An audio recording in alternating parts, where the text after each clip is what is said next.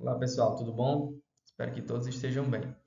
Gravando essa videoaula, né, para vocês, para a gente, né, poder dar continuidade no nosso ano letivo, devido aí aos últimos acontecimentos na região da nossa escola. Infelizmente a gente não pode estar tendo aula presencial, mas aí a gente continua de maneira remota.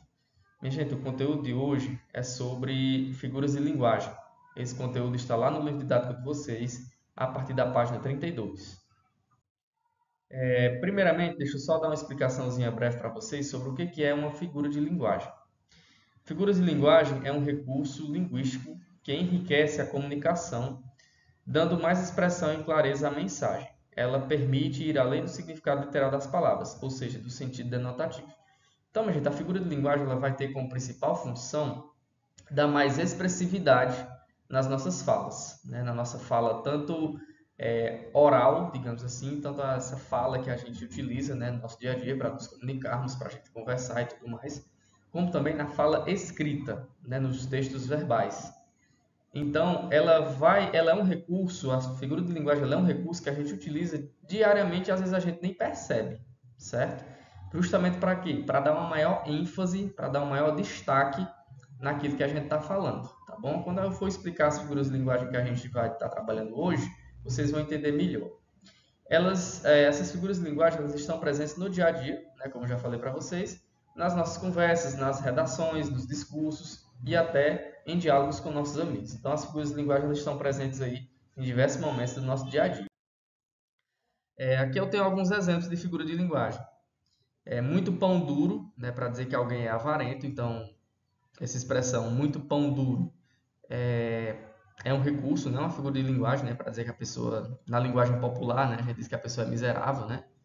Cara de pau para dizer que alguém não tem vergonha, né? Também é uma figura de linguagem. Estou morrendo de fome para expressar que a gente está com muita fome, né? A gente utiliza muito essa figura de linguagem aí.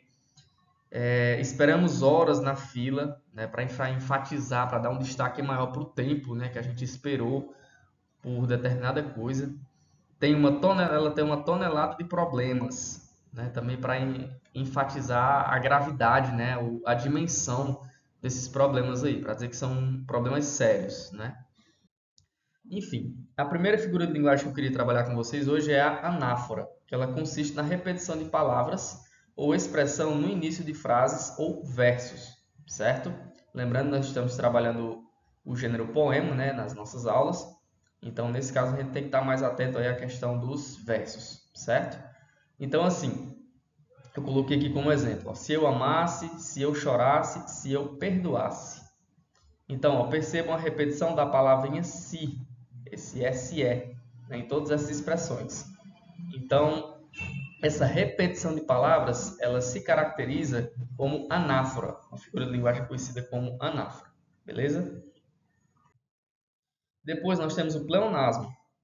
O pleonasmo, ele é uma repetição de uma ideia com palavras diferentes na mesma frase, certo? Além, pessoal, do pleonasmo ele ser conhecido como redundância.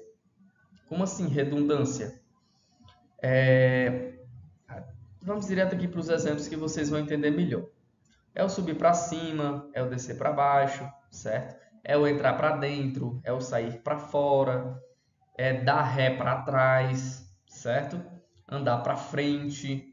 Então, assim, são essas redundâncias, né? Isso é o pleonasmo, que é uma explicação, digamos assim, desnecessária. Se eu vou subir, logicamente que é para cima. Se eu vou descer, logicamente é para baixo. Então, não precisaria eu estar explicando, né, digamos assim, esse segundo ponto, essa segunda parte, né?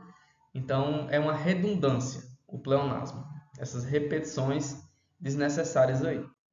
Por fim, nós temos a gradação, que ela é a gradação, também conhecida como clímax, é uma figura de linguagem que está na categoria da figura do pensamento. Ela ocorre mediante uma hierarquia dos termos que compõem a frase.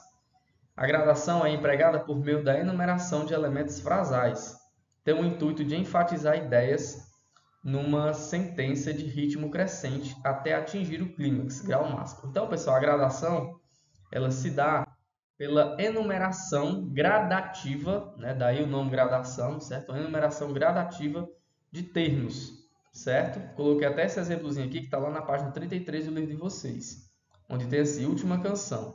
Deus, eu faço parte do teu gado, estranhamente humano, marcado para correr, amar, morrer, querendo colo, explicação e permanência. Então, essas palavras que estão destacadas aqui, isso aqui é a gradação, certo? Então, marcado para correr, amar, morrer, é uma sequência que ela vai crescendo gradativamente, por isso se chama gradação. Assim como essas outras palavras aqui, ó, querendo, ó, os desejos, ó, colo, explicação e permanência. Certo, pessoal? Espero que vocês tenham entendido. Vou estar enviando a atividade também. Qualquer coisa, tem as explicações também no livro didático de vocês, como eu disse, a partir da página 32. E também podem estar entrando em contato comigo pelo WhatsApp. Beleza? Valeu!